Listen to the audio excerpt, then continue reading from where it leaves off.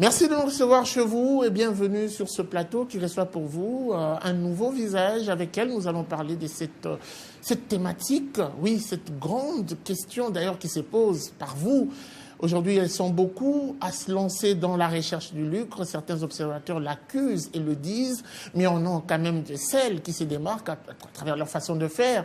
Je parle bien de fondations. Aujourd'hui, nous avons voulu aller plus loin, chercher pour vous ramener une dame qui s'est investie pendant plusieurs années, à peu près plus d'une année, avec des réalisations différentes. Elle a voulu faire comme les autres, mais en y apportant une spécificité. Elle s'appelle Noël Mbouyi, elle est présidente de la Fondation Mboulou. Avec elle, nous allons échanger pendant plus de 40 minutes. Elle ne sera pas seule. Face à elle, il y aura 2 journalistes, mais également des observateurs. Ça se passe ici sur Héros Télévision. Nous commencerons d'abord par vous souhaiter la bienvenue, Madame Noël. Merci, merci. Alors, comment vous vous portez déjà avant de commencer? Oui, je me porte à merveille. Je profite de l'occasion aussi de vous remercier de l'accueil que vous avez réservé à la Fondation Mboulou et de cet espace que vous nous avez accordé. Une fondation qui se rajoute sur tant d'autres. Oui. On doit le dire aujourd'hui. Beaucoup rivent déjà vers la politique. Oui. Pensez-vous avoir suffisamment mûri l'idée de créer une fondation ou vous l'avez fait juste par formalité et par prestige? Ben, je le pense que je le fais pour un but, pour un développement durable. Je ne le fais pas pour une durée éphémère. Et puis, laissez-moi vous dire que la Fondation Mboulou, c'est apolitique. Donc, nous ne sommes pas dans la politique. La Fondation Mboulou, elle est là pour s'occuper des personnes vulnérables, de ces femmes, de ces hommes vulnérables et beaucoup plus des jeunes vulnérables qui n'ont pas vraiment l'opportunité, qui d'autres ne les donnent pas. La Fondation Mboulou est là pour leur accompagner, comme je dis au départ, pour un développement durable. Qu'est-ce qui a titillé en vous, qu'est-ce qui a réveillé en vous cette envie de créer cette fondation? Alors, en fait, avant que ce n'était pas en moi, ce n'était pas une idée depuis longtemps. Moi, je suis mon couple à moi, donc c'est-à-dire moi et mon mari, nous avons ce cœur-là de pouvoir faire du bien. Si vous pouvez venir tout autour de nous, vous allez vous en renseigner. Donc, nous avons ce cœur-là, nous donnons, on faisait des dons, à chaque fois on descendait, quand on voit un orphelin, on a pris des orphelins en charge avant même que nous puissions créer la fondation. C'est avéré une fois, je me suis dit, bon, les gens nous conseillaient, mais pourquoi pas vous devez faire une ONG et tout ça. Moi je disais non parce que ce n'était pas dans mes ambitions.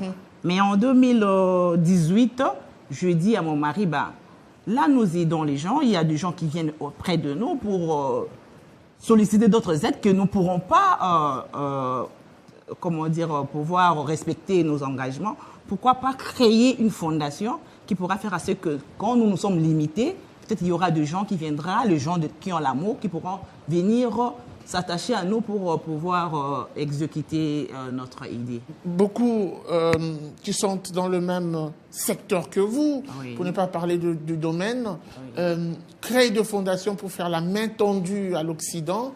Est-ce que ce n'est pas le cas avec la Fondation Mboulou? Vous demandez ailleurs, vous justifiez derrière. Je pense pas. Je pense pas. La Fondation Mboulou aujourd'hui totalise 2 ans. Je sors, je voyage, mon mari voyage trop. Mais jusqu'à présent, on n'a pas tendu la main ailleurs. Mais maintenant que nous avons vu que le président de la République a pu mettre sur pied la gratuité scolaire, nous avons dit il y a des enfants orphelins, des enfants vulnérables qui veulent aller à l'école. Maintenant, les demandes qui nous viennent sont trop nombreux.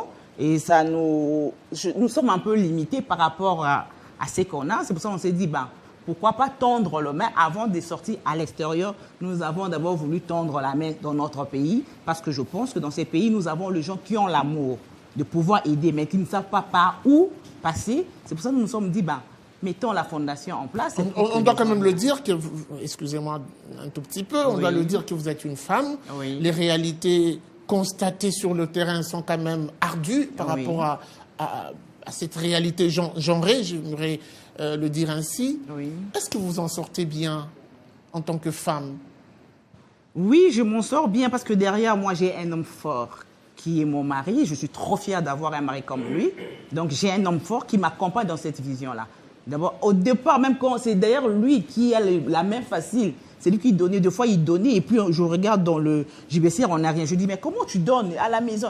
Il me disait toujours, je donne, le lendemain appartient à Dieu. Et puis, quand il sortait, il donnait tout ce qu'on avait. Il sort, il revient avec le double, peut-être le triple de ce qu'on avait dépensé. Très Donc, bien. j'ai un homme derrière moi. Merci beaucoup. Je l'ai dit tout à l'heure au début, que vous ne serez pas que face à moi. Vous aurez également deux journalistes, des observateurs qui se sont intéressés à la question, puisqu'aujourd'hui on constate quand même cette recrudescence de ces fondations qui, à la longue, rivent vers la politique pour la plupart, qui deviennent de partis politiques. J'espère et je souhaite que ça ne sera pas le cas pour vous. J'aimerais d'abord commencer par vous présenter Félix Ouellet, qui va s'asseoir et prendre le micro pour vous poser 2-3 petites questions. Félix Ouellet qui est observateur, qui participe plusieurs fois à différents plateaux d'émissions, qui fait des analyses aussi. Félix Ouellet, votre question. Merci. Bonjour madame. Bonjour monsieur. Bravo, félicitations. Merci. Vous avez osé faire quelque chose. Hein. Merci. On doit toujours encourager ce genre de vision. Très gentil. Aider nos compatriotes, c'est une bonne chose. Oui. Nous ne sommes pas là pour vous désorienter, mais pour poser des questions qui peuvent vous recadrer en fait, par rapport à votre vision. Exactement. Pour aider les jeunes. Les jeunes ont des problèmes sérieux.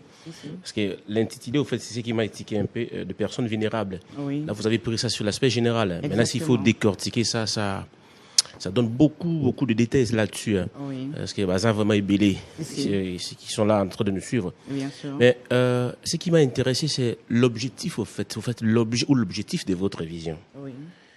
En suivant votre échange avec les journalistes, quelque part là, c'est moi. Je dis c'est une vocation, hein, n'est-ce pas? Oui. Par rapport à votre couple. Oui.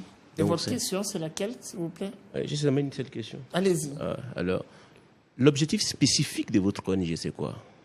L'objectif spécifique de notre ONG, la Fondation Boulou est là pour former les enfants vulnérables, pour pouvoir rendre, comment dirais-je, pouvoir aider les orphelins et beaucoup plus les veuves aussi. Donc, la Fondation Boulou est là pour former les jeunes vulnérables, pour leur accompagner.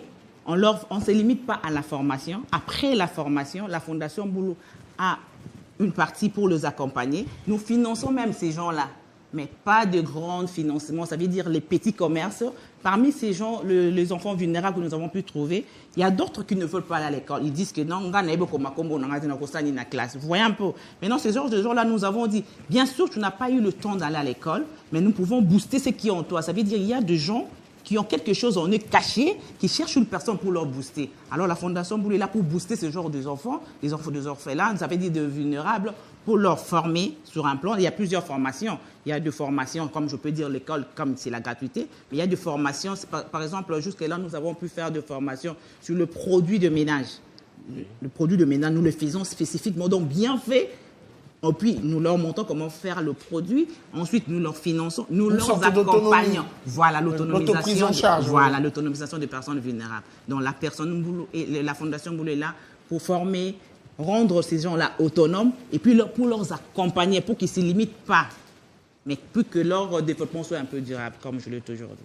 Je pense que l'objectif spécifique des jeunes n'est pas aussi l'objectif spécifique des mamans. Oui. Je pense qu'il y a des différences, non? Est-ce qu'il y a moyen de nous éclaircir là-dessus un peu? Dans la Fondation Boulou, il y a deux catégories de mamans.